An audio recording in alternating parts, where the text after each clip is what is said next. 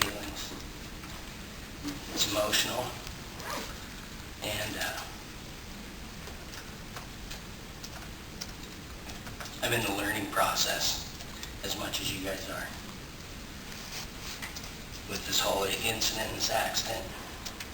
A lot of changes need to be made for a long time, and again, I'm just in the learning phase of this.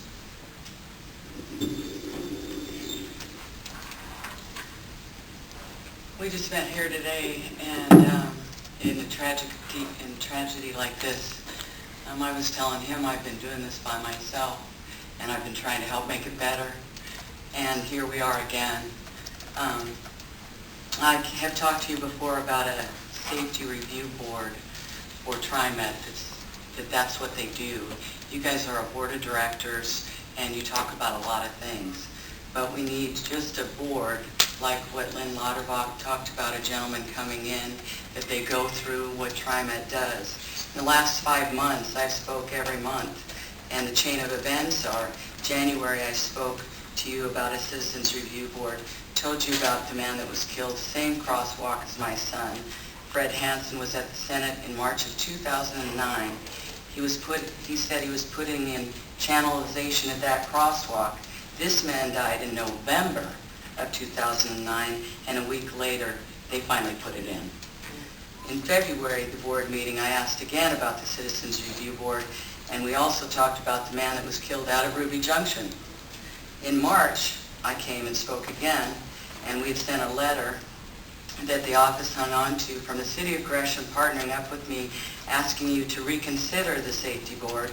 Also now, in February, after I spoke, we killed a mother 2 days later in Beaverton. In April, I spoke again and asking for a Citizen Safety Review Board, because now again we've hit 5 people at a crosswalk, killing 2 of them, one his daughter.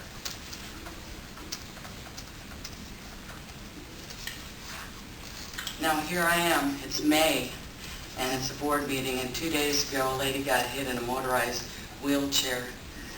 What elected official do you report to so that we know that the board is doing what their job is? We need change to this culture at TriMet. I've been here now 5 months in a row. Nothing has changed, just more people getting killed, hurt by either light rail or the buses. I was here a month ago and asked about 2 accidents that TriMet had not yet found out whether they were unavoidable or avoidable. You know about those accidents. What should the general public, when should they have their answers? Fred or Shelley, how is Skype working out?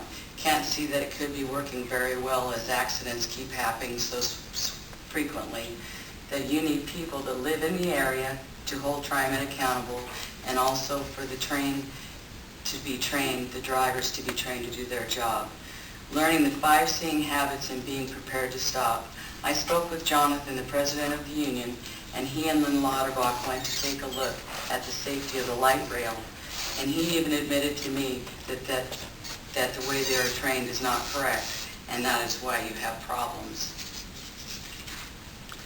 I need you to step up to the plate so things like this don't happen to the public. So again, somebody else doesn't live my life. You don't have to live my life, and other people shouldn't have to live my life. I finally put together a website called AaronsBridgeToSafety.com. I guess if I can't get through to you, maybe I can get through to the public. My son had a dream big. I am, and I will continue until the public is finally saved. At this point, I guess the best way is to find out the answers to our questions. I'm hearing things that bus drivers are supposed to go 5 miles an hour through turns. I'm hearing the bus driver that killed my daughter was going 12 to 14. There are so many negligent things that have happened. You guys have had opportunities to change the mirrors on those buses for years. There's other metropolitan areas. Minneapolis, St. Paul's not the only metropolitan area that has buses. Let's look at all of them. Go to Seattle. I don't recall and I haven't investigated that enough, but believe me, this isn't over. I'm going to continue to fight for this because this is just wrong. To go through what I've gone through and continue to go through every day is ridiculous, and there's no point in it. Over one person a day getting killed is ridiculous. And it just can't continue to happen. We'll see you again next month. Thank you.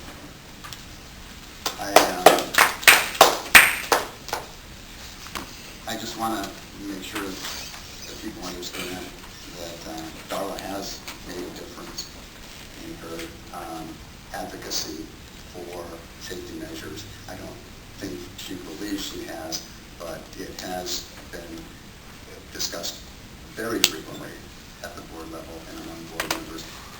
We probably disagree with the approach that you are suggesting with respect to how to proceed to make the system safer.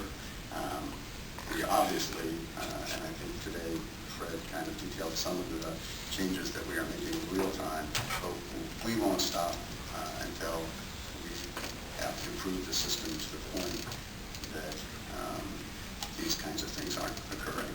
I can assure you we'll stay on it as a board until that happens. I'll use as an example, a few years ago we had some issues with security, you probably all recall. And in the first 2 years after we made a number of changes to increase the security force, but that wasn't by any means the only change to the precinct system. We worked the problem, we dedicated the resources until it was solved. And I think we're kind of in the same pattern here. It doesn't happen overnight, but like I said, we're trying to make it happen real time. I know management's on it. I know that all the bus operators, this was a traumatic event for them as well. Their job is a very difficult one, and they do it every day. But I can assure you, for those of you who don't believe that we're doing all we can, that we are indeed in changes. So, Fred, do you want to add anything? No, I think that was very eloquent. This time we're going to have to move on to other board business and a couple of resolutions. Again, our condolences to your family and to yours, again. Please hold us accountable, make sure we're doing our job. We may disagree on the approach, but we'll get there, I agree.